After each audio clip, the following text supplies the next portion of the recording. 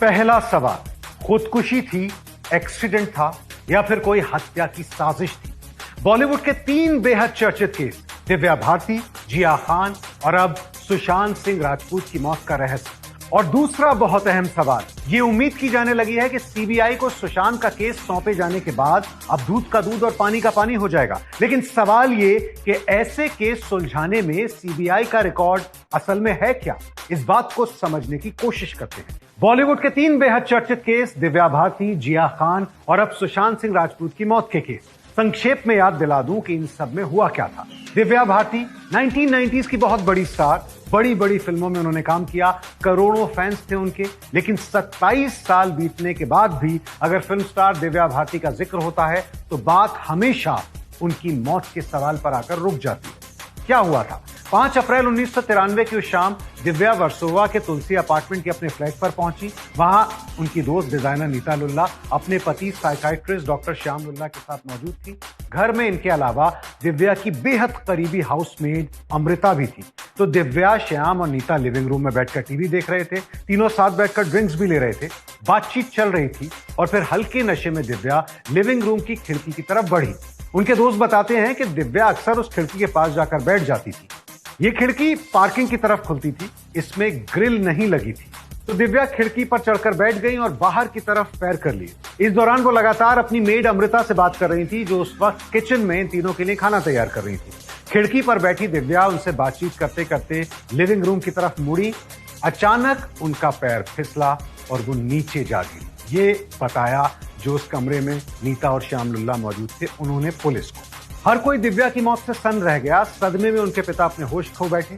पूरे मीडिया में अलग अलग तरह की बातें छप रही थी। हत्या का सवाल उठाते हुए साजिशों की बात होने लगी। पोस्टमार्टम के बाद दिव्या के शव को उनके परिवार को सौंप दिया गया। लेकिन शुरुआत में दिव्या के माता पिता को भी यकीन था कि दिव्या की मौत के पीछे किसी की साजिश है। जैसा सुशांत की मौत के बाद हंगामा है, वैसा ही दिव्या भारती की मौत के बाद भी हुआ था। खबरें छपी कि ये साजिद नाडियाडवाला के प्यार में मिले धोखे का नतीजा है। मुंबई के वर्सोवा थाने में रिपोर्ट दर्ज हुई। कई थ्योरीज थी। घटनास्थल पर मौजूद नीता लुल्ला, उनके पति डॉक्टर श्याम, दिव्या के पति साजिद, माता पिता, भाई, सबसे पूछताछ हुई। उस दौर में बॉलीवुड में अंडरवर्ल्ड भी दखल रखा था, इसलिए दिव्या के कुछ प्रोड्यूसर्स से भी पूछताछ की गई। लेकिन तफ्तीश के बाद साजिद नाडियाडवाला को क्लीन चिट दे दी गई। यह भी छपा कि अंडरवर्ल्ड से जुड़े कुछ लोग चाहते थे कि दिव्या उनकी मर्जी की फिल्मों में काम करें, लेकिन दिव्या ने इनकार कर दिया था, इसलिए उनकी हत्या करवा दी गई। इस बात की भी जांच होती रही। दिव्या के साथ बचपन से रही उनकी बेहद करीबी मेड अमृता उस रात घर में मौजूद थी। लेकिन दिव्या की मौत से उन्हें इतना गहरा सदमा पहुंचा कि वो गहरे डिप्रेशन में डूब गई। पुलिस को इंतजार था कि कब अमृता की हालत ठीक हो। लेकिन बहुत हैरानी की बात थी कि दिव्या की मौत के कुछ ही दिन बाद अचानक अमृता की भी हार्ट अटैक से मौत हो गई। ये काफी अजीब था क्योंकि वो अकेली थी जो इस घटना पर और रोशनी डाल सकती थी। सीबीआई जांच की बहुत मांग हुई, शोर हुआ, लेकिन इसकी जांच आखिरकार मुंबई पुलिस ने ही पूरी की और 1998 में मौत से 5 साल बाद दिव्या भारती के केस की फाइल बंद कर दी गई। कई सवाल थे जो अधूरे रह गए। दूसरा अहम केस इस तरह का था जिया खान, एक्ट्रेस जिया खान का। यहां जिया खान की मौत के मामले में जांच सीबीआई को सौंपी गई। जिया खान कौन थी? 20 फरवरी 1988 को न्यूयॉर्क में जन्मी जिया खान का असली नाम नफीसा था। उनकी मां राबिया 80 और 90 के दशक में हिंदी फिल्मों में छोटे छोटे रोल कर चुकी हैं। शुरुआती पढ़ाई जिया ने लंदन में की और उसके बाद अभिनय की ट्रेनिंग लेकर बॉलीवुड आ गई। सबसे पहले जिया को राम गोपाल वर्मा की निशव में अमिताभ बच्चन के साथ बड़ा ब्रेक मिला, लेकिन फिल्म बुरी तरह फ्लॉप हो गई और उसके बाद उनको लीड रोल्स नहीं मिली। इसके बाद उन्होंने गजनी और हाउसफुल जैसी बड़ी फिल्मों में छोटे छोटे रोल किए। बतौर हीरोइन करियर खत्म होने का खतरा उन्हें पल पल खाई जा रहा था। वो टेंशन में थी। फिर उनकी मुलाकात हुई अभिनेता सूरज पंचोली से, जो उस वक्त फिल्मों में नहीं आए थे। लेकिन खबरों के मुताबिक जिया डिप्रेशन की शिकार थी पहले से ही। दोनों के बीच अनबन भी रही, कई साल रिश्ता रहा, लेकिन फिर ब्रेकअप हो गया और फिर मुंबई के जुहू सागर संगीत अपार्टमेंट के फ्लैट नंबर 102 में जिया की लाश पंखे से झूलती हुई मिली 2013 में।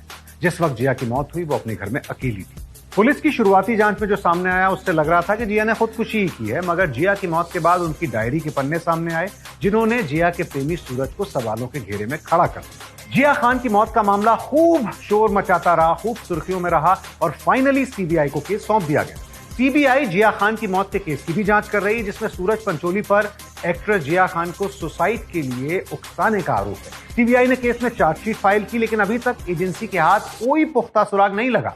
साल 2017 से इस केस का ट्रायल चल रहा है। हालांकि जिया खान की मां का आरोप है कि उनकी बेटी की हत्या ही हुई है, लेकिन अभी तक सीबीआई से भी केस सुलझा नहीं है।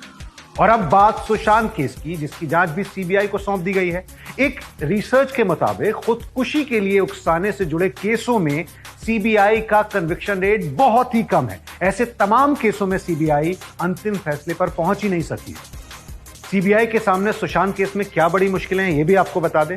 सुशांत की मौत को 2 महीने से ज्यादा हो गया है। इतने वक्त में घटनास्थल से सबूत मिटने की पूरी संभावना है। दूसरा, मुंबई पुलिस का पूरा रिकॉर्ड मराठी भाषा में है और उसे मराठी से अंग्रेजी में अनुवाद करने में वक्त लगेगा। 56 गवाहों के बयान ले चुकी है मुंबई पुलिस, वो भी अनुवाद किए जाएंगे। सुशांत की मौत का कोई भी चश्मदीद नहीं, केवल एक आदमी जिसने डेड बॉडी को लटकते देखा और उसने भी डेड बॉडी उतार दी। ऐसे में कहां थी, किस हालत में लटकी थी, इन बातों को समझने के लिए सीबीआई को बहुत मुश्किल हो सकती है। और सबसे बड़ी मुश्किल क्या होती है ऐसे मामलों में, कन्विक्शन रेट इतना कम क्यों है? देखिए, आईपीसी की धारा 306 यानी आत्महत्या के लिए उकसाने के मामले के तहत किसी भी केस में मरने वाला क्या महसूस कर रहा था, इसके बजाय अभियुक्त का इरादा क्या था, ये ज्यादा मायने रखता है। लेकिन ऐसे हालात में अभियुक्त का इरादा साबित करना बेहद मुश्किल होता है, वो भी तब जब विक्टिम, वो तो मर चुका है, वो तो कुछ कह ही नहीं सकता। ऐसे मामलों में कन्विक्शन तभी हासिल होते हैं जब यह साबित किया जा सके कि पीड़ित द्वारा की गई आत्महत्या अभियुक्त के सीधे तौर पर किए गए उकसावे की वजह से हुई थी और मरने वाले के पास कोई दूसरा विकल्प नहीं था जान लेने के अलावा अपनी। मृत व्यक्ति का मानसिक स्वास्थ्य भी जांच में एक बहुत जरूरी भूमिका निभाता है। अगर आत्महत्या करने के समय मृतक का मानसिक स्वास्थ्य ठीक नहीं था तो ये अभियुक्त के पक्ष में जाता है। यानी अभी सुशांत सिंह का केस सुलझने की मंजिल से काफी दूर है। उम्मीद बस यही है कि कोई ऐसा सबूत मिल जाए सीबीआई को ताकि जवाब मिल सके और सुशांत का केस सुलझ सके।